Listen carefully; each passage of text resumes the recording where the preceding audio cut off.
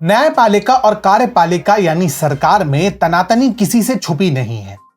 संविधान की आड़ में कुछ जज सरकार की स्वायत्तता को चुनौती देने से भी बाज नहीं आते, यह भी एक सत्य है। परंतु जब अपने ही उनकी पोल खोले तो सुप्रीम कोर्ट के पूर्व न्यायाधीश जे चेलमेश्वर ने यही किया है। नमस्कार मित्रों, टीएफआई पर आपका हार्दिक स्वागत है और मैं अनिमेश पांडे आपको परिचित कराऊंगा जस्टिस जे चेलमेश्वर के बयानों से और कैसे उन्होंने न्यायपालिका को आत्मावलोकन करने पर विवश किया है। तो अब हम आरंभ करते हैं।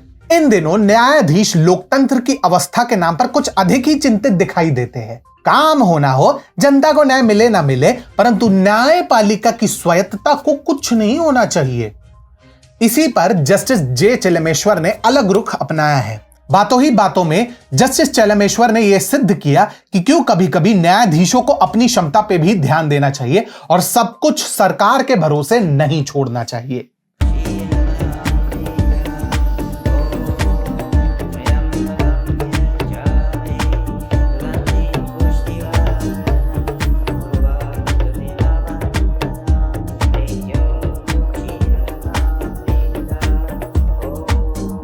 उनके अनुसार बात सारी कार्य क्षमता पे आती है। आप लोग माने या नहीं, परंतु किसी निर्णय पर आने में इतना समय नहीं लगता जितना कुछ जज जानबूझकर लगाते हैं। ऐसा प्रतीत होता है मानो उन्हें केस में कोई रुचि नहीं है और इन कुछ जजों के कारण हमारा पूरा संस्थान बदनाम होता है। जी हां, आपने बिल्कुल ठीक सुना।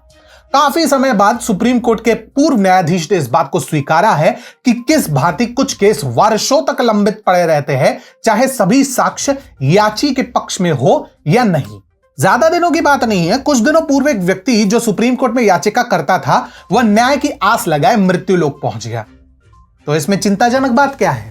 असल में जो वो याचिका करता था वो 108 वर्ष का था और उसने 1968 में यह मुकदमा दायर किया था, जिस पर अब जाके सुनवाई सुनिश्चित हुई। परंतु जस्टिस चेलमेश्वर की कथा इतने तक सीमित नहीं है।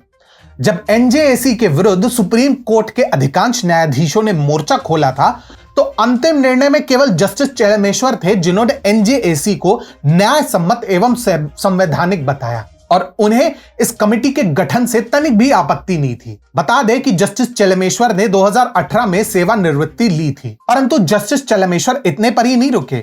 उन्होंने बातों ही बातों में कॉलेजियम व्यवस्था पर भी प्रश्न उठाया और कहा कि यदि जज ही न्याय देने को इच्छुक ना हो तो फिर कैसे चलेगा। उनका संकेत अप्रत्यक्ष रूप से उन न्यायाधीशों की ओर था जो अपने काम को छोड़कर बाकी समस्त मुद्दे पर ज्ञान देते रहते हैं। ज्यादा समय की बात नहीं है, जब justice Uday Umesh Lalit supreme court के मुख्य न्यायाधीश थे तो उन्होंने भी अप्रत्यक्ष रूप से न्यायिक व्यवस्था में व्यापक परिवर्तन की आवाज उठाई थी। उन्होंने अपना स्वयं का उदाहरण देते हुए बताया था कि कैसे न्यायपालिका में एक अलग ही प्रकार का वंशवाद चल रहा है।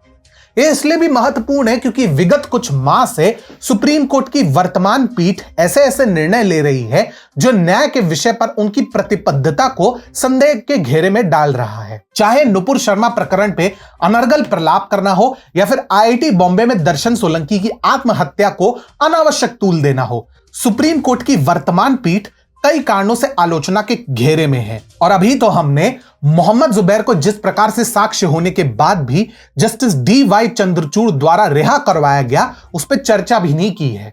जब से सरकार बनाम न्यायपालिका का मुद्दा उठा है तब से कई बार संविधान के नाम पर लोकतांत्रिक व्यवस्था को ही चुनौती दी जाने लगी है। कोई विरोध करे तो उसे न्यायपालिका के लिए खतरा बता दो। अब इस लॉजिक से क्या जस्टिस जे चेलमेश्वर का सुझाव भी न्यायपालिका के लिए खतरा है? सोचिएगा। आपको यह वीडियो कैसा लगा कमेंट सेक्शन में अवश्य साझा करें।